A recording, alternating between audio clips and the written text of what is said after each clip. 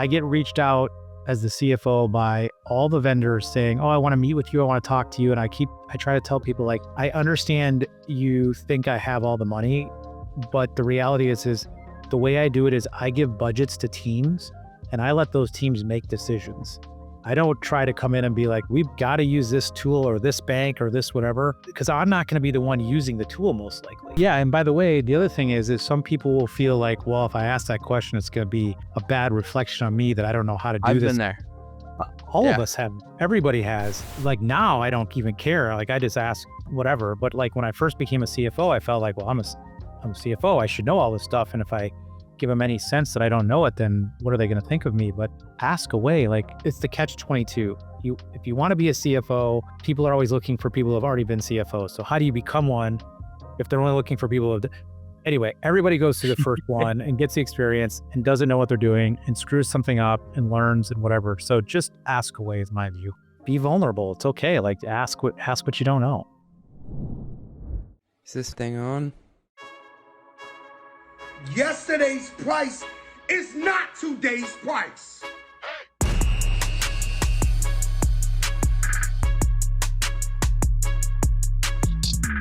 Welcome back to the Run the Numbers podcast. Today's guest is Greg Henry, CFO of 1Password, and someone who's earned a reputation as one of the most commercially savvy team-first finance leaders in the game. When we last spoke, Greg was CFO of Couchbase, navigating life as a public company exec, everything from earnings calls, choreography, to guiding a classic sales-led growth model. Today, he's at 1Password, a PLG security company backed in the private sphere and taking on a very different set of challenges. We kick off with why he made the move, what he's learning all over again, and how he's thinking about impact now that he's, in his words, on the back nine of his career. We get into forecasting in a PLG world, why it's not necessarily harder, just wired differently, and how the product itself becomes the seller. Greg also shares his approach to comp and pricing and how to spot when a model's quietly outperforming or not doing what you hope. We also talk about how finance leaders can drive revenue without stepping on the sales team's toes, why meeting customers matters more than most CFOs realize, and what it takes to shift from being reactive to truly planning with clarity across the org. And then story time, including how the Couchbase IPO nearly went off the rails at the last minute and how Greg helped pull it back together. Plus, what legacy he hopes to leave at 1Password and the advice he gives to finance leaders looking to step into the CFO seat for the very first time. All this and much, much more with one of the best in the game after a short word from our sponsors. All right, I got to get up on my soapbox for a sec here. Everybody's talking about AI-powered this and automated that, but here's the thing about revenue recognition. It's not just about moving data around. It's about getting it right, full stop. So RightRev is laser focused on one thing, RevRec that auditors actually trust. See, there's a difference between automating revenue processes and automating revenue recognition correctly. RightRev was actually built by the godfather of RevRec, who understands ASC 606 compliance, audit controls, data validation, and the flexibility needed for complex B2B contracts. We're not trying to be your billing system or your ERP. We're the revenue recognition engine that sits between your contracts and your financials and making sure every dollar is recognized correctly, on time, every time. Companies like Snowflake and Logic Monitor don't just need fast revenue reporting, they need revenue reporting that's audit ready from day one. And that's honestly where RightRev shines. And what I love about RightRev is they're not out there trying to be everything to everyone and just slap some, AI slop on top of it. While everyone is building these massive platforms that do everything in a kind of mediocre fashion, RightRev does one thing exceptionally well. They make sure your revenue recognition is bulletproof. Ready to stop gambling with your RevRec? Visit rightrev.com to see how we make complex revenue simple. That's rightrev.com, where revenue recognition actually works. Did you know that around 40% of manually processed invoices contain errors, missing data, bad codes, duplicates? And those mistakes don't just slow your finance team down, they cost you money. That's why global finance automation matters. It's not just about saving time, it's about keeping your business safe from costly errors. And that's exactly what Tipalti does. Tipalti is the serious AP solution for serious business. Tipalti automates the end-to-end payables process, handling everything from onboarding suppliers to global payouts, all so your finance team can breathe again. More than 5,000, wow, of the world's most ambitious businesses already rely on Tipalti to make payments in over 200 countries and 120 currencies. With baked-in security and tax compliance, Tipalti gives you the confidence to scale globally without adding extra finance headcount. Give your finance team their time back. Don't let bad invoices drain good money. Visit tipalti.com/runthenumbers. Tipalti.com/runthenumbers. Tipalti, serious AP for serious business. So if you listen to this podcast, you'll know that I am incredibly passionate about the FP&A space because that's the route I went to get to CFO. And I want to tell you about a tool that has exploded over the past few years. It's called Aleph. And I remember getting outbounded by them about 2.5 years ago, and I actually took the bait because they claimed to be able to do a demo with my live data, with me right there on the call. And so I had to see it to believe it. And it was the founder running demos back then. Shout out Albert, hope you're listening.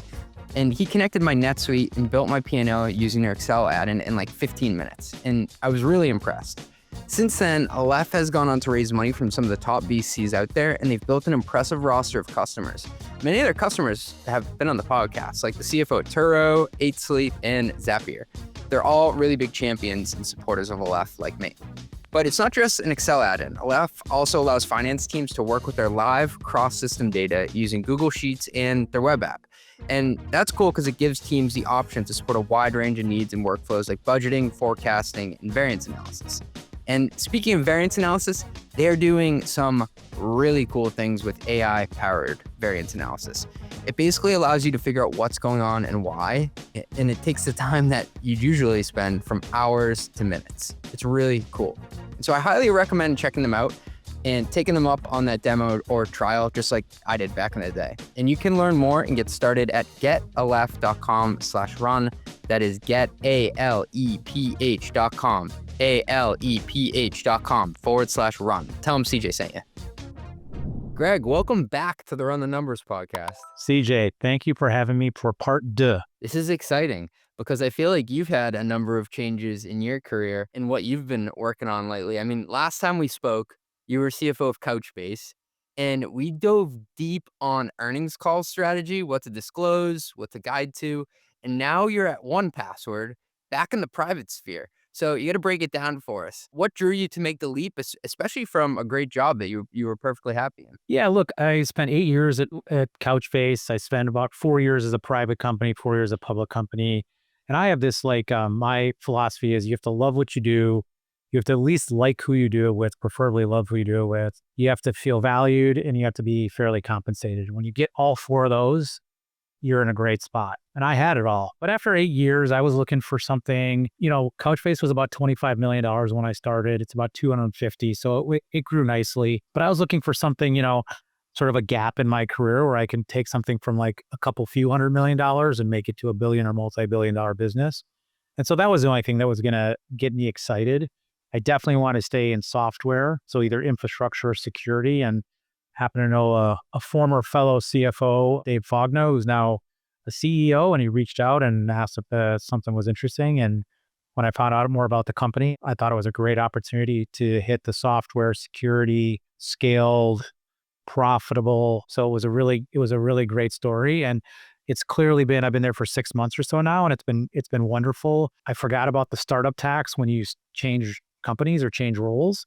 A lot to learn. People, culture, nomenclature, the business, all those things, but it's been great and really enjoyed it. And obviously not doing the quarterly earnings calls is fine for now, let's say.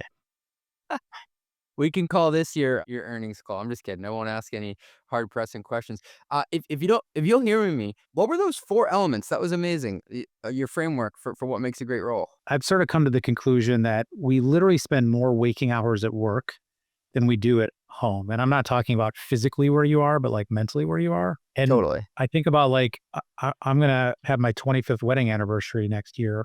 And I think about how I curated who I want to spend my life with. And I think about the same way with work. Like you want to be happy and enjoy it. So you got to love what you do, right? If you don't love what you do, and this came from my parents a long time ago. They're like, you got to figure out what you want to, you're going to love. Don't do it for the glory, the money, the whatever, do it because you love it. You have to at least like who you do it with because you spend so much time with them, right? And again, I say at least if not love. You have to feel valued. So what you're doing and the work you're working on is interesting and intriguing. And then everybody wants to be fairly compensated, right? So when you get all those four, it's like the grand slam home run. You don't have to have all four, but if you get all four, you should feel very fortunate to be in a wonderful position. Yeah, and that's how I think about it. I think that's extremely helpful advice for people even towards the beginning of their careers. And you had joked to me, Greg, that you think you're on the back nine of your career. I think you get a couple games in you. But if you're thinking, hey, I only have a few holes left, like you're a successful guy. I've been actually waiting to ask a successful CFO this specific question. Like, how do you think about like what's next for you personally? Like, is it impact, legacy, mentorship? What means most to you at this point? I have two things. Like I said, I have a sort of like a working career thing where I started my career at Ernst & Young, so public accounting. Then I worked for GE, so it's a very huge scaled company, and saw what like great looked like, amazing process and structure and all that stuff. Then I went to ServiceNow and spent a couple years there. And I was sort of like close to the cockpit then. I wasn't the CFO, but I could see enough. Like at GE, I was, it's so big, it's hard to sort of like get your arms around it all. At ServiceNow, I started to get that. And I decided that like, if I'm ever going to try to, be a CFO and take a company public, I was gonna have to probably start on the smaller side because I didn't have the experience. And at Couchbase for the years, it let me get my arms around the whole thing, right? But it was small, right? It was 25 million, 200 people when I started. So I have this sort of gap between like, again, a few hundred million to ServiceNow was already over $1 billion when I was there. And I want the opportunity in the CFO chair to try to take a company from, again, a few hundred million to be $1 billion, well-recognized public or private company, but just it's a different journey from 25 to 250 than it would be from 250 to $1 billion. And that's from a career perspective, I wanted that. Now, as you say, which I told you, I'm on the back nine. And so I'm becoming a little more reflective about my career. And I've seen a bunch of other people who have helped me in my career, right? And so I've taken a lot from people. And now I talk about being in my like give back phase where I want to help, whether it's a founder, somebody who aspires to be a finance leader, somebody who's just trying to figure out the start of their career, whatever it is. And I love helping and working with those who are, on a journey that I maybe have some experience or context that I can provide to them. That's really good context. Someone once said to me that like your 20s and early 30s are for learning, and then like your late 30s, late 40s are for earning, and then after that it's about giving back. And hopefully actually you're earning increasingly more as you have more experience through all those phases. But I think that makes a lot of sense of how different there are different chapters and different seasons of life. That's right. And at some point in the next whatever years, I will probably stop working on a day-to-day basis. Yeah. But that doesn't mean I want to stop being involved, right? And so whether it's a advisor, board, mentor, whatever. And so I'm starting to like, again, do a little bit of that as I work towards that. So it's not a hard start when I'm like, okay, I'm done operating. Now what? And I got to go figure it out. I'm trying to I'm not ramping down, but eventually ramp that down and ramp the next thing up at the same time. That's amazing perspective. Well, for the time being, I know you don't have a public earnings call to do, but I do want to talk about the CFO's role in monetization and specifically go to market to kick things off. Because at Couchbase, you had a classic sales-led growth model. I mean, you had field sales, usage-based pricing. Now you find yourself in this PLG-led security company. Well, what's that transition been like, and what muscles are you building anew? Very different. And it's interesting because I joined the company. We were just a month out from the end of the first quarter. And at Couchbase, in this sort of like direct technical sales motion, it was always like the last few weeks were like a scramble. We'd book 50% of the business in the last couple of weeks, which is very common. There'd be a couple deals out there that could kind of like make or break the quarter type thing. And now I come over in this like PLG, and it's just sort of like moving along. I call it like a flow business, and I'm waiting for like, okay, what's the big thing at the end? And it doesn't come because we're not there yet. It doesn't mean we're not doing a lot of business, but it's a lot of deals that are small. So I came from a place that had 900 customers with an ARPU of like 250,000 per customer or something like that. Wow. Where I come to now, where we've got millions of consumer users, which makes up a quarter of the business. And then I've got 175,000 business customers, which make up 3/4 of the business, but the ARPU on that is like sub 2,000. So completely different. The PLG thing at 1Password has allowed it to be profitable since the beginning of time, always been profitable. So I feel like I'm in a very luxurious position from that perspective, and they've raised a fair amount of money.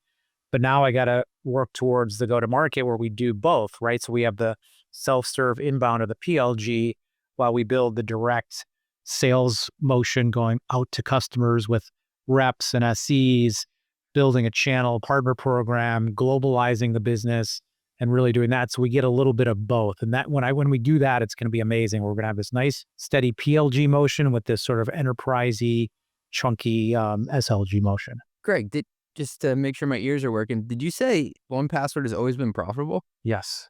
Wow. It's always been profitable. The other thing that's amazing is when you look and see how much capital has been raised, there's a fair amount of it that's gone to the founders in a secondary capacity. We still have more cash on the balance sheet today than we've raised as primary capital, despite running the business for 20 years and doing like $150 million of acquisitions. It's amazing, right? I mean, that's why I say it's a luxurious position to be in, because at Couchbase, we weren't that way, right? The company still hasn't turned a profit because it's investing towards this massive market, but we were always scratching and clawing to profitability. And I come here and then, it's completely different. And it's because of the PLG, right? I mean, the company started in 2005. It didn't take its first investment from a venture capital of any kind until like 2018 or 2019. And at that point, it was only a consumer business. And then they went sort of B2B, but yeah, it's been profitable the whole time. But because it's been all PLG, when Excel made the first investment, they stepped in and they had no salespeople and they had no accounts. Seriously? Seriously. And so this whole company has been professionalized and sort of built to be, run as with a finance team and a sales team and a marketing team really over the last, 7 years. And again, they only started selling to businesses, call it 7-ish years ago, and now 3/4 of the total ARR is B2B. Hey, thanks for listening. We'll be right back after a word from our sponsors. A messy or missing cap table might not just slow you down, it could cost you your next fundraising round. VCs get flooded with pitches, and if your equity is confusing or missing, they'll move on fast. Fidelity Private Shares is an all-in-one equity management platform that helps you maintain a clean cap table, an organized data room, and a clear equity story. Schedule a demo at fidelityprivateshares.com, mention Mostly Metrics, and get 20% off. You just launched your new AI product. The new pricing page looks great. I'm talking crisp. But behind it, last-minute glued code, messy spreadsheets, and running ad hoc queries to figure out what to bill. Customers get invoices they can't understand. Engineers are chasing billing bugs. Finance can't close the books. Well, with Metronome, you hand it all off to the real-time billing infrastructure that just works. Reliable, flexible, and built to grow with you. They turn raw usage events into accurate invoices, give customers bills they actually understand, and keep every team in sync in real time. Whether you're launching usage-based pricing, managing enterprise contracts, or rolling out new AI services, Metronome does the heavy lifting so you can focus on your product, not your billing. That's why some of the fastest growing companies in the world like OpenAI and Anthropic run their billing on Metronome. Visit metronome.com to learn more. That's metronome.com. This episode of Run the Numbers is brought to you by Mercury, business banking for founders and finance pros who want their financial stack to actually work together. Now, I don't plug tools I don't know or intimately use. I've been a Mercury customer for a couple of years now. In fact, I showed the Mercury dashboard to their CFO, Daniel Kang, from their finance team right before we hit record on this episode. It felt like a full circle moment. And what I love most is that Mercury isn't just banking, it's operational confidence. I can send a wire to a podcast editor, I can check capital balances, and I can approve a payment for a freelancer who helped me with a tech stack report, all without bouncing across tabs or praying a PDF exported correctly. Mercury's making a bet on builders. Whether you're issuing your first invoice or wiring 7 figures for a warehouse build-out, it's banking that scales with your ambition. Visit Mercury.com to apply online in minutes and see why over 200,000, entrepreneurs choose Mercury to run their business finances smarter. Here comes my banking voice. Mercury is a financial technology company, not a bank. Banking services provided by Choice Financial Group, Column NA, Evolve Bank and Trust, members FDIC. The IO card is issued by Patriot Bank, members FDIC, pursuant to a license from MasterCard. I want to drill into the B2B, B2C, prosumer kind of mix, right? Because you said at Couchbase, ARPU is like 250,000. I was reviewing my own company's financials today. I'm a proud 1Password customer. I pay you $6.99 a month. That is very different, Greg. Yeah, it absolutely is. And you're paying for a family membership, and then the individual one is like $2.99 a month. So yes, it's an incredibly different model than a enterprise infrastructure company for sure. How does that impact how you think about the P&L? Like, does this manifest itself in different ways? And I guess what I'm poking at is like every company has some sort of investment in sales and marketing. Like, do you still invest the same amount, you think, on a percentage of revenue basis, or does it just, I don't know, is it just more efficient when you're selling to these customers? It's more efficient. So we've done benchmarks and we've looked at like our sales and marketing as a percent of revenue. If I look at like the best I can get from comparable companies is we're like 8 to 10 points below what I see the average being. On R&D, we're actually a little ahead of where I see the competitors because we're now going from being a single product to a multi-product, and we're trying to be a global company. So the multi-product thing is,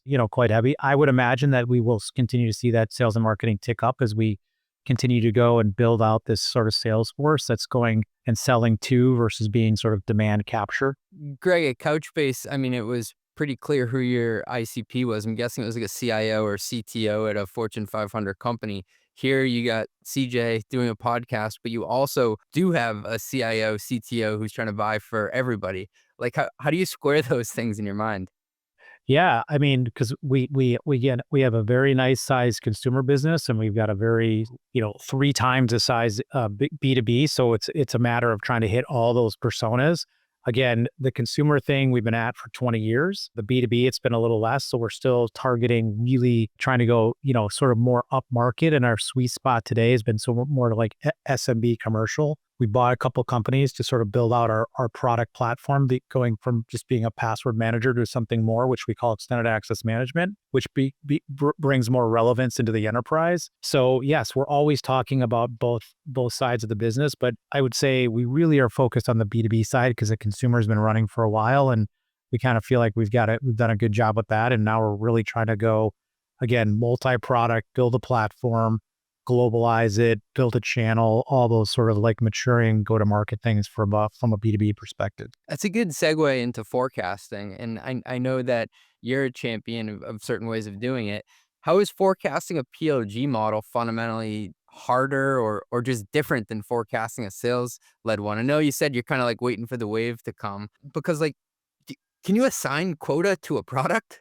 There's pluses and minuses to both. We had it sort of pretty well instrumented at Couchbase in terms of like, it was up for renewal.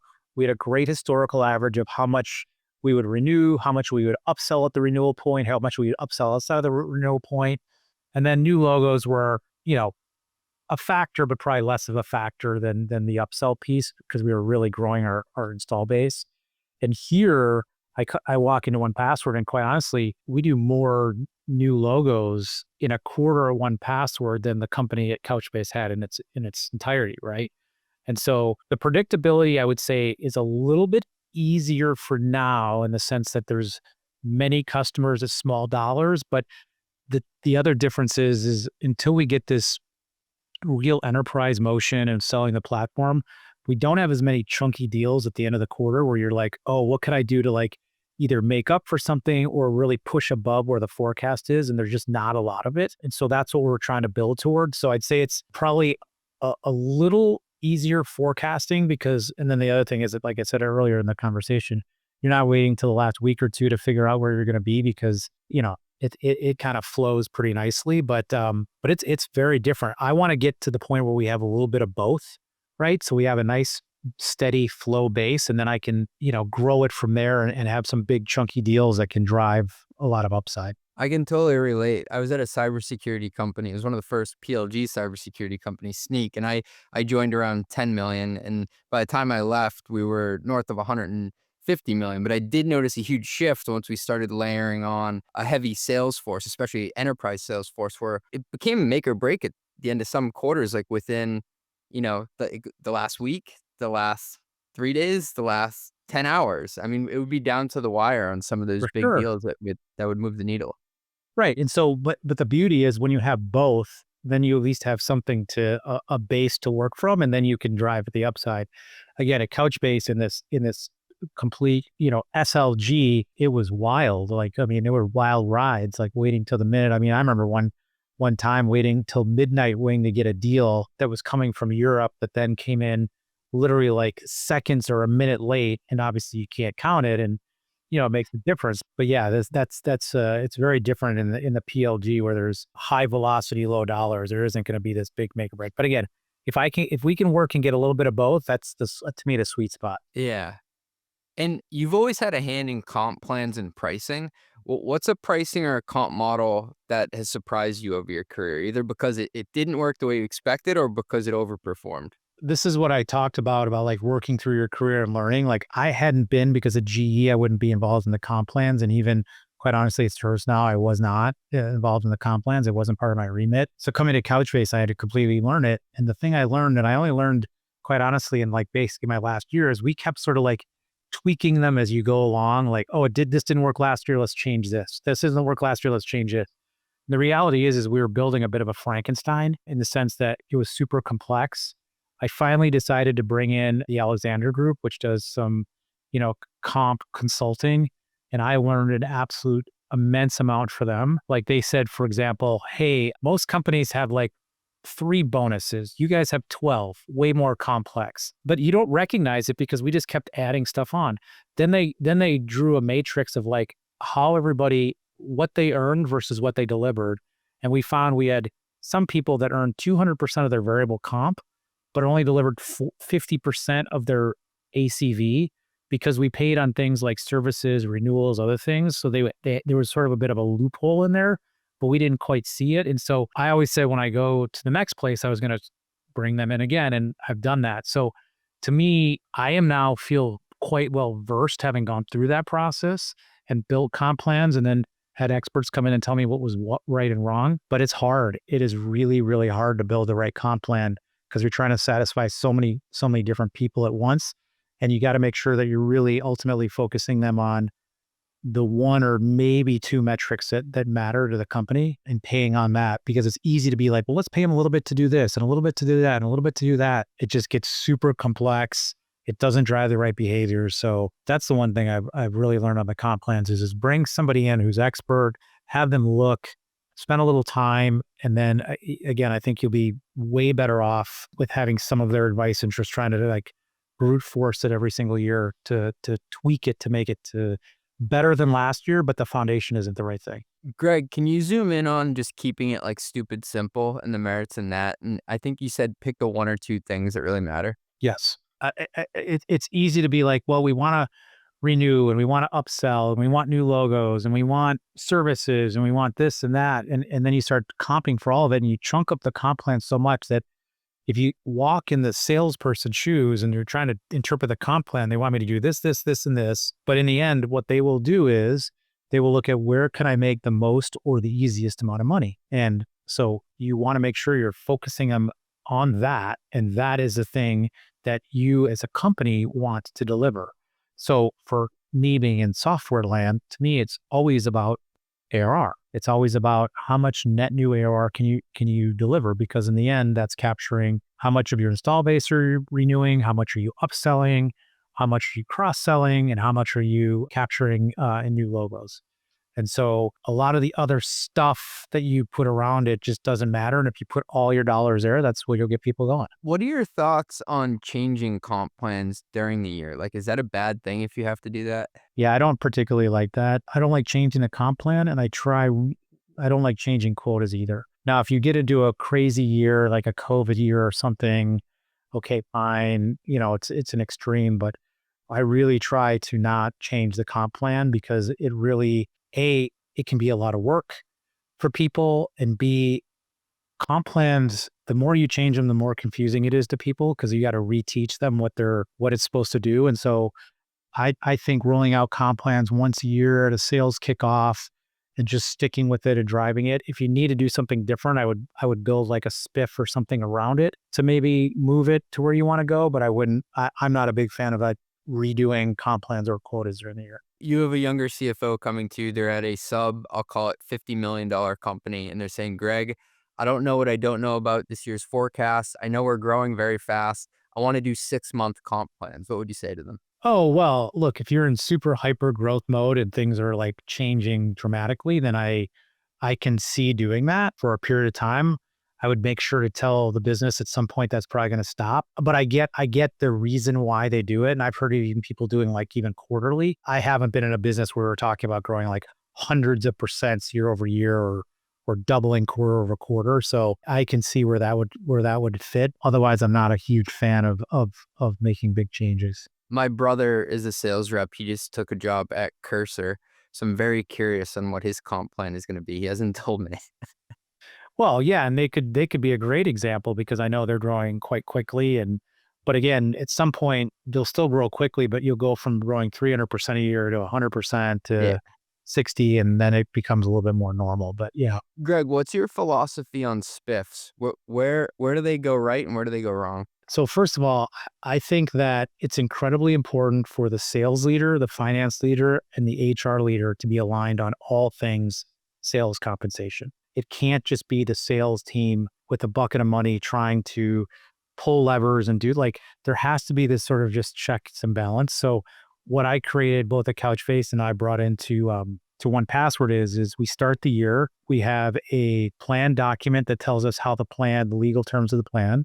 We have the sales comp plan of how you're going to get paid, and then everybody gets a quota. And I tell my commissions team, you could pay on this all day long, but if there's something that deviates from that, it has to go to like a committee. And the committee is myself, the CRO, and our people leader.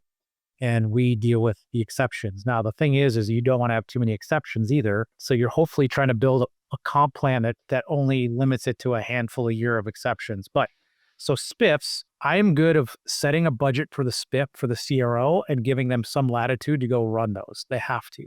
When they want to do things above and beyond, then I ask them to come back and talk about why are we running additional SPIFFs or why do you need more to do this and what are we going to get out of it? But you got to give the sales leader some room to roam and some flexibility to go do what they need to do, but it's got to be, within reason. And it's a fine balance, right? Because you don't want to be throwing SPIFFs out there that like fundamentally change like the ethos of the comp plan, or it's like, this is a Hail Mary, like we've poorly designed the quota plans. Like we need a SPIFF to try to get us back on track. Like at that point, you've kind of lost the plot.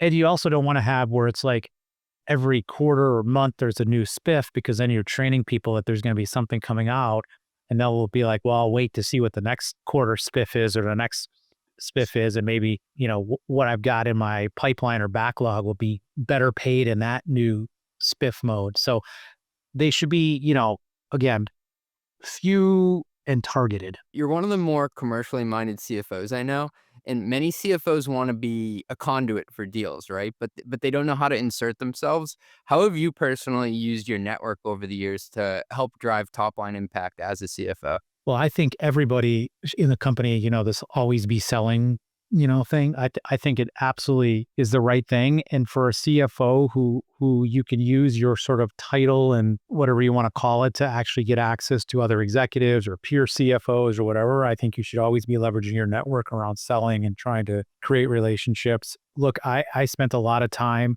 I'm only 6 months into 1Password, so I'll use my Couchbase experience. But other than the CEO, the person I spent the most time with was my CRO, even more than my FP&A leader or my controller or anything like that.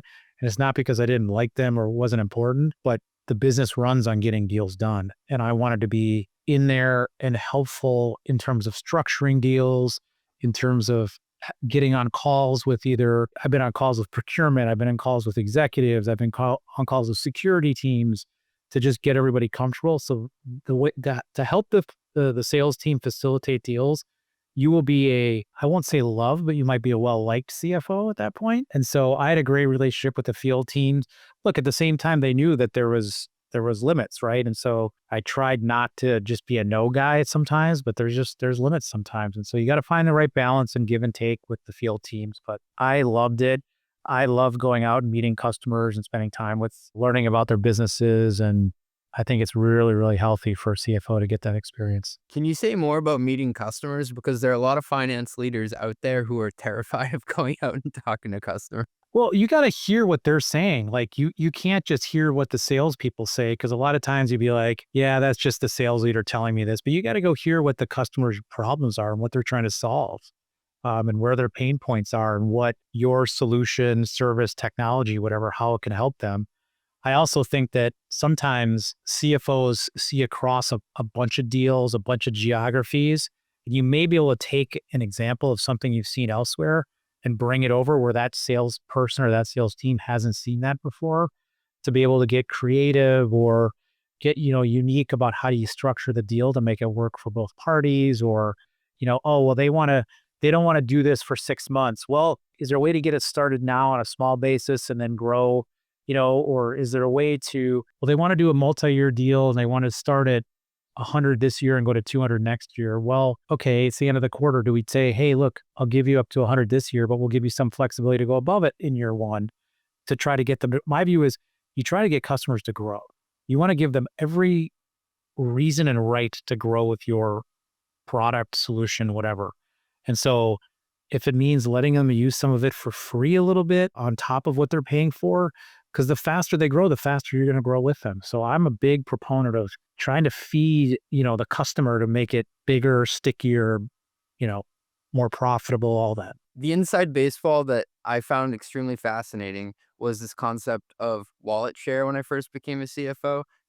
You're a buyer and you're a seller at certain companies, and you have the power of the purse to buy all sorts of IT products and other software products, even with the banks you choose to work with. How does your role as a CFO navigate this world of bringing in deals also through who you procure from?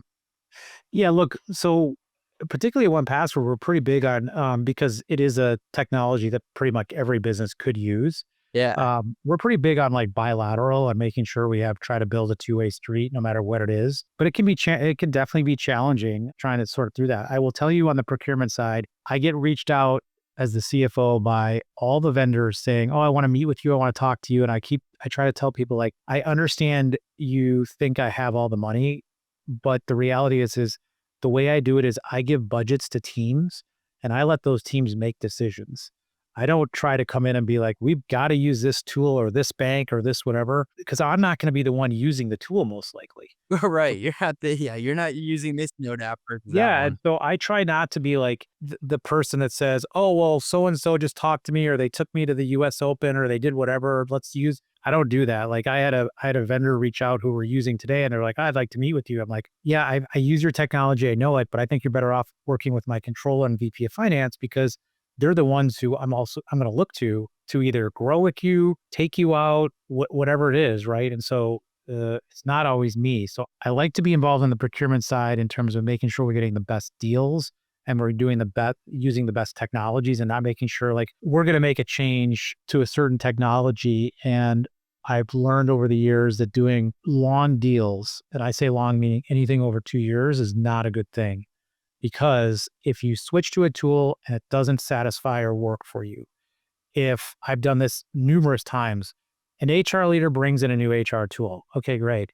Signed a 3-year deal. 6 months later, they leave. The new HR leader comes in, they're stuck for 2.5 years with that thing. Exact same They thing don't happened to want me it. with a recruitment platform. Yeah. So, and again, they'll be like, oh, if we do the 3rd year, we're going to get a better deal. Okay, well, how much better?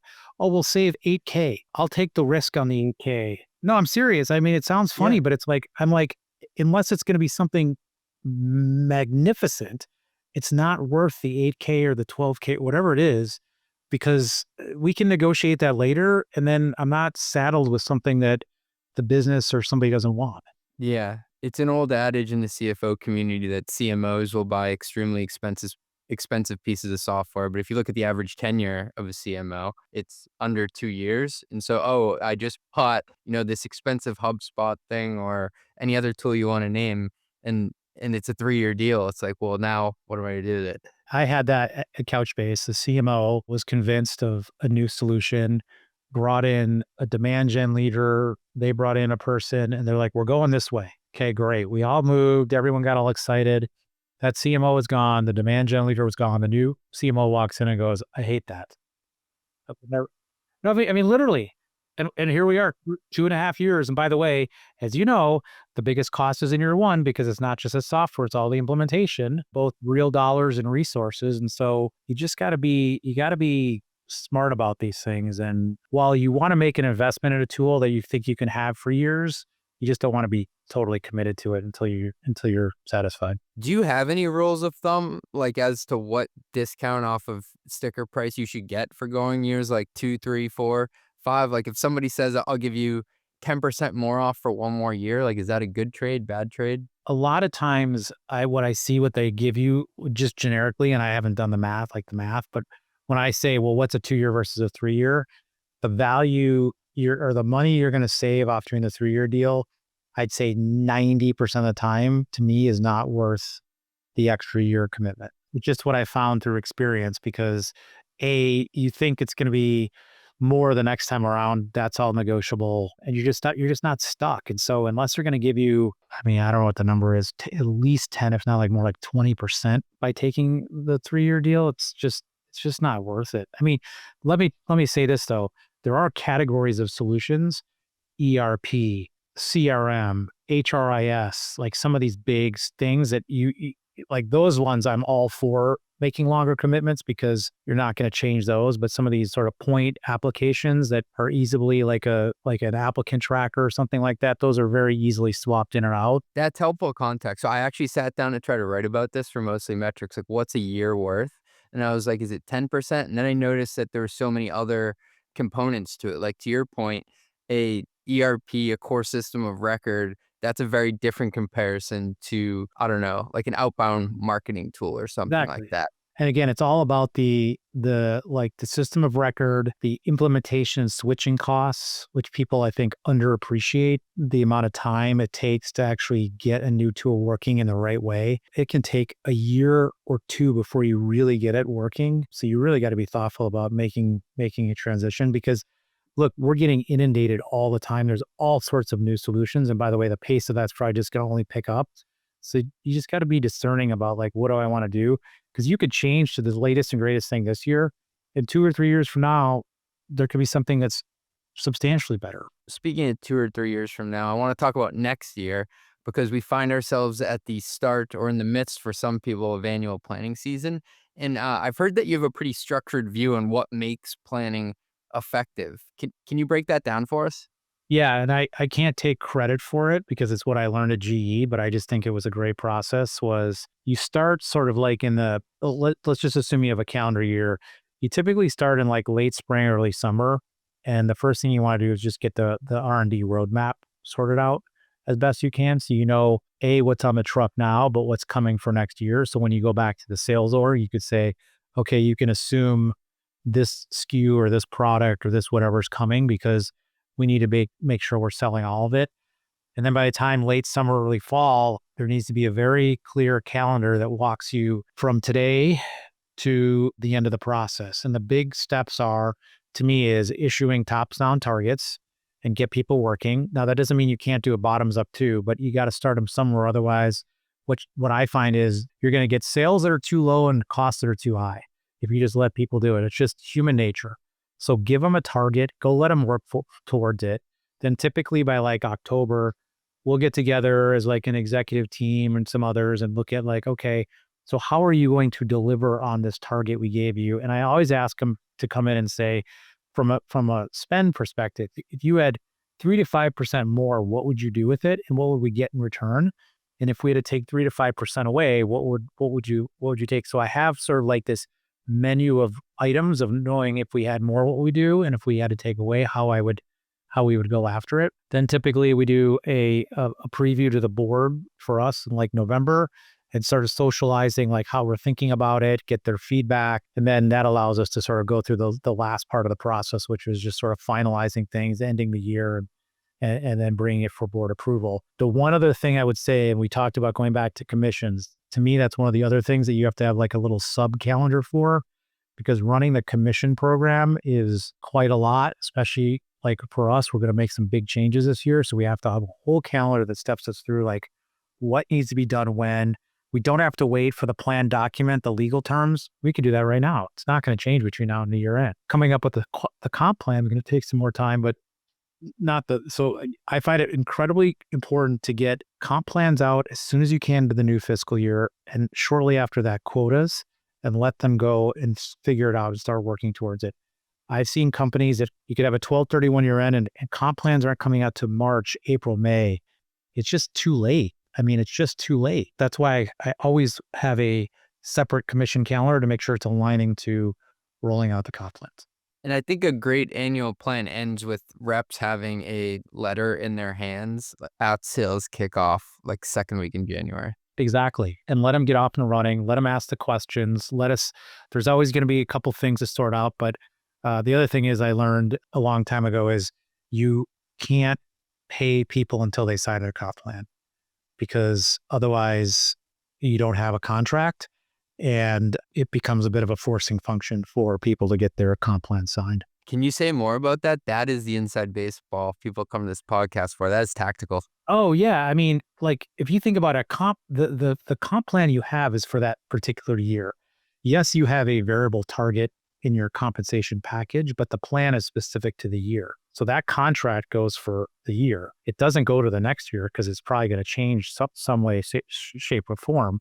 And so my view is until we have a contract, we can't be paying you, because what are we going to pay you on last year's plan or on this year's plan that you haven't agreed to? We haven't agreed to. And so I'm pretty hard and fast around that. And by the way, I've seen it at places where that's not driven. And I'm telling you, plans leak into the summer. Like it's not a lot, but it's some people, and you just can't operate that way. You're chasing people.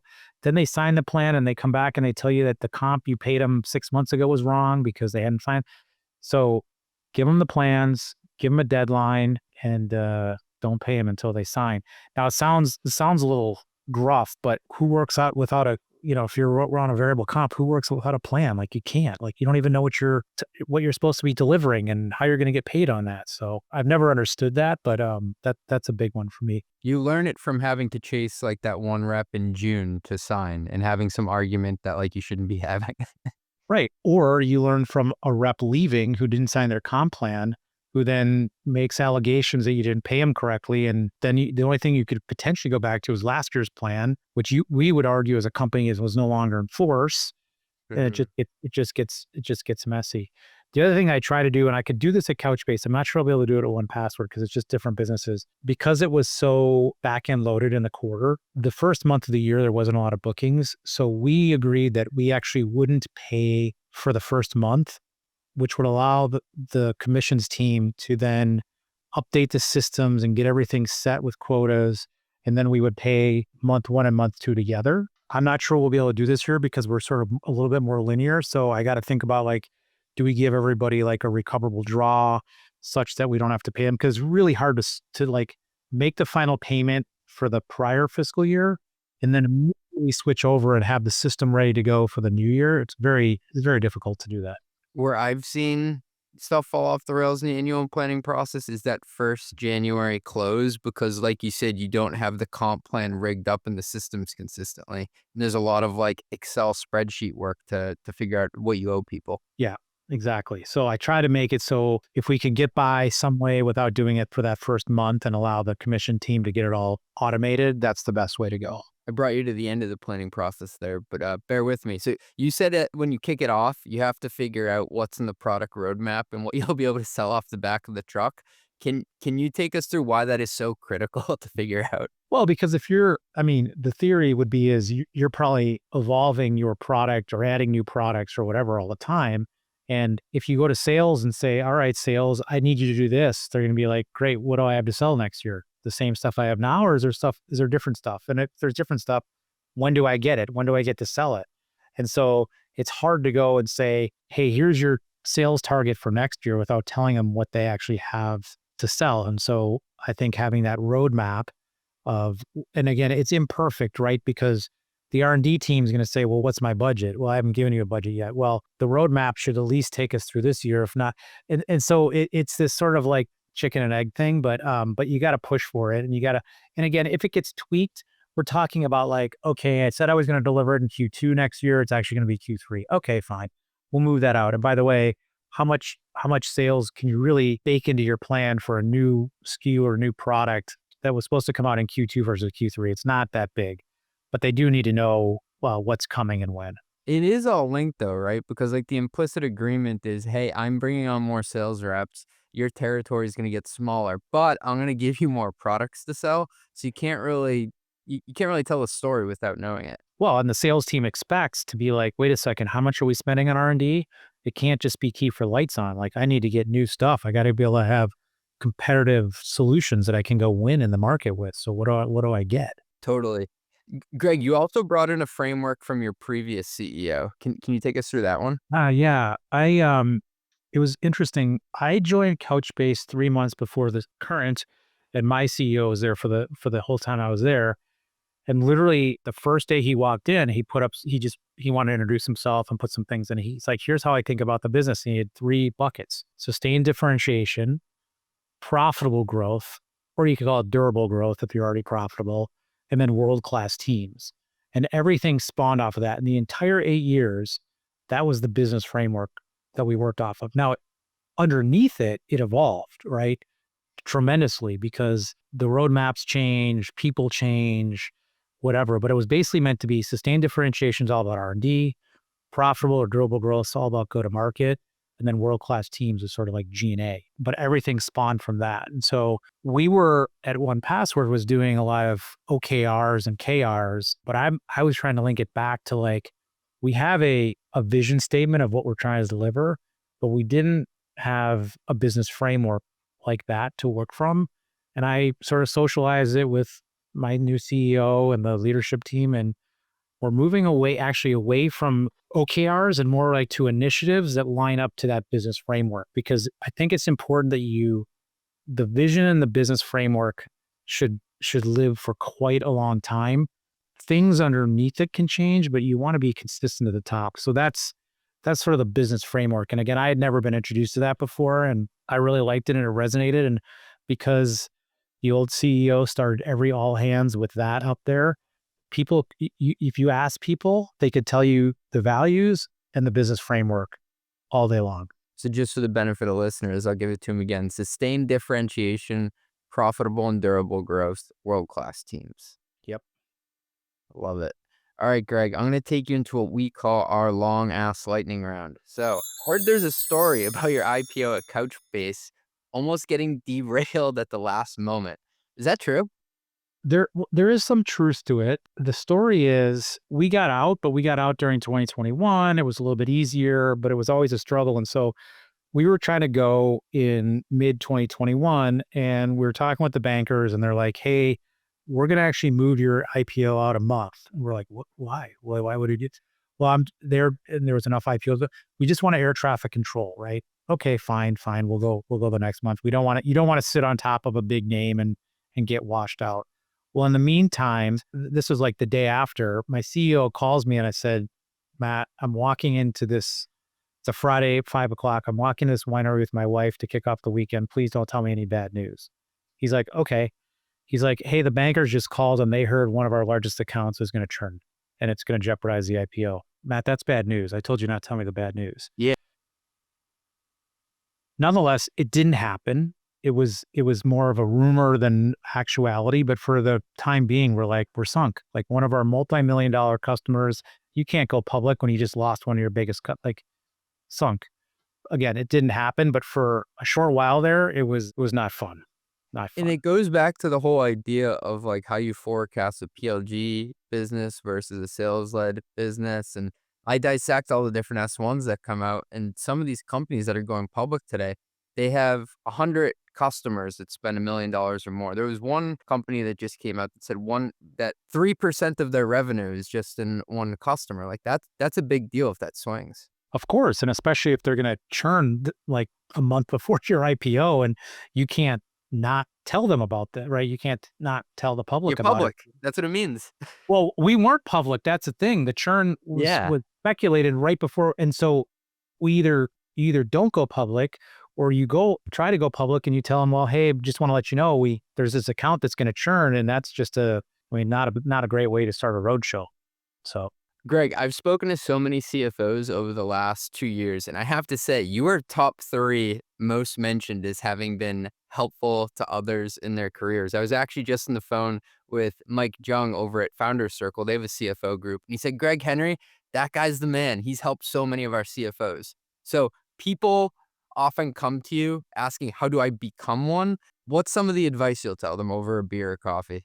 yeah, well, the thing I learned, and I'll give it credit to my mentor, we all at some points of our career start going like, oh, I just want to be whatever it is. I want to be a director. I want to be a VP. I want to be whatever it is. And you have to almost resist the temptation to jump towards that, because the reality is you've got this tool belt and you got to build and put all the tools in it, because you can't go back. So if you didn't get a certain experience and then you're now the CFO, the VP of finance, and you own a function that you've never spent time on, how are you going to be able to manage it or run it? And how is the person who's running that function going to look up to you and look for advice to how to do it when you've never done it? So I just tell people, like, careers are really long when you step back. Careers are 30, 40 years long. When you're 10 years in, you got a lot of time to go. I can say this because I'm well into my career. Trust me, I was chomping at the bit always too, but just try to keep gaining these skills and acquiring these tools to put in your tool belt. And then when you get there, you'll have it and you'll be good. But there's just this great desire for people to want to just skip and jump ahead and get to the next thing. And I think you're better served if you actually learn slow. And then when you get there, I think you'll be more successful with having done it that way. I'm totally guilty of that. I wanted to go on the trip with a half-packed suitcase. Yeah. There you go. That's exactly it. Greg, when have you felt most stretched, good stretched or bad stretched in your CFO role? And then what gave you the energy to push through it? Most stretched was when I had held this CFO title at GE, but it was more like divisional CFO. So you have sort of structure above you and around you. It was really when I took my first standalone CFO role, right? And all of a sudden it's like, okay, you own it. You got to do everything. Have you done this before? No. Have you done that before? You just got to grind through it and figure it out. And that's why you talked about like the founders circle. Like, you got to have a network of people to lean on. It's just really, really critical, because the reality is people, there's others who have done it. And if you can talk to them and spend time with them, and this goes back to why I like to spend time with folks, like, I'll give you all my knowledge I can possibly give you of how I did it, what I did right, what I did wrong, and hopefully you're better for it. But that's a stretching moment when all of a sudden you wake up and you're like, all right, we're going to go do this transaction or that. Well, I've never done that before. How do I do it? Like, what do I do? So lean on your network. It's really important. I never saw like a fellow CFO as a competitor, meaning like, ooh, are they going to get the next best job versus me? I always see them as just, people I can hopefully build relationships with, that if I need to, I can call on them or lean on them or whatever. And people always think that the advice that you ask other CFOs are like, how do I sell a company, or how do I do something sexy, like a big secondary? Like, I've asked both of those questions before in my career, but I've asked way more of the questions around like, hey, I have this weird nuance with payroll or with contractors, or like the non-sexy stuff that like you want to be able to pick up the phone or go to like a portal and ask people who've been in those shoes about these extremely like tactical things that you absolutely need to do, but don't know on day one. Yeah. And by the way, the other thing is some people will feel like, well, if I ask that question, it's going to be a bad reflection on me that I don't know how to do I've this. been there. All of us have. Everybody has. And particularly like now, I don't even care. Like, I just ask whatever. But like when I first became a CFO, I felt like, well, I'm a CFO. I should know all this stuff. And if I give them any sense that I don't know it, then what are they going to think of me? But ask away. Like, there's no way. Everybody's had to go. It's the catch-22. If you want to be a CFO, people are always looking for people who have already been CFOs. So how do you become one if they're only looking for people anyway, everybody goes through the first one and gets the experience and doesn't know what they're doing and screws something up and learns and whatever. So just ask away is my view. The big one for me that I was too embarrassed to ask is, I can't believe I'm saying this in the podcast. I didn't know what Nexus was. So I didn't know that like you could trigger sales tax somewhere just from having employees there, not necessarily from the sales. And I like kicked the can down the road for like a month longer than I should have. And then I finally just asked somebody. But I was like, is somebody going to like walk in this room and be like, this guy has no idea what he's doing? I think we talked about it on the last podcast. Like, well, you never done an IPO. How are you going to do one? Everybody who's done one was in the same position of never having done one, and they got through. So like, there's you will get through it.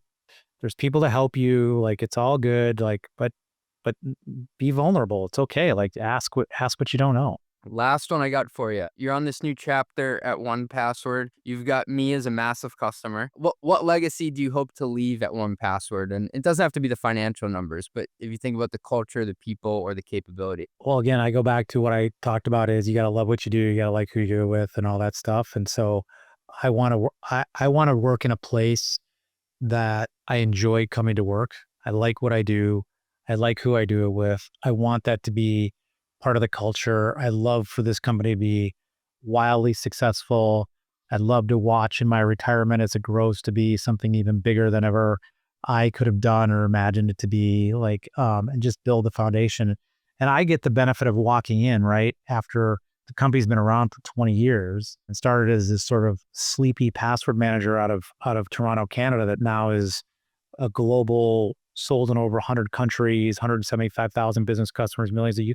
Like, I didn't do this, but I feel like I have to take the reins or the baton or whatever and carry it for the time being until I can give it to the next person or next group of people to go take it to be even something bigger. So I'm just helping shepherd it, but I get really energized about what the possibilities are and what this could mean for sure my legacy. But my legacy is going to be more about the people I worked with and the people I spent time. I can't wait to go watch people I either worked with or mentored or whatever go be wonderful CFOs or wonderful whatever they want to be in the future, and be very happy with what they've done with their career. To me, that's like the biggest thing. That's amazing.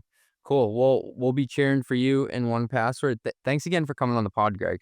I love it. Thank you. And I love what you do. And as I told you before we started, I read your stuff every week, and I would encourage people. It's especially those who are in private companies where it's tough to get information. You are a wonderful source of information that gives us understanding of what's going on in different businesses and different metrics and all the things happening. So we appreciate what you do too, CJ. You're too kind. Thank you. Run the Numbers is a mostly media production. Yelling and intro by Fat Joe. Artwork by Meg D'Alessandro. Show is executive produced by Ben Hillman. Nothing said on this podcast is intended to be business or investment advice. It's the sole opinion of me, a guy who feeds his dog way too much ice cream and has a history of net operating losses. LOL. If you like this podcast, hit subscribe and give us 5 stars. It will take like 2 seconds and our algorithm overlords love it. Drink water, call your mom, and have a great day. Peace.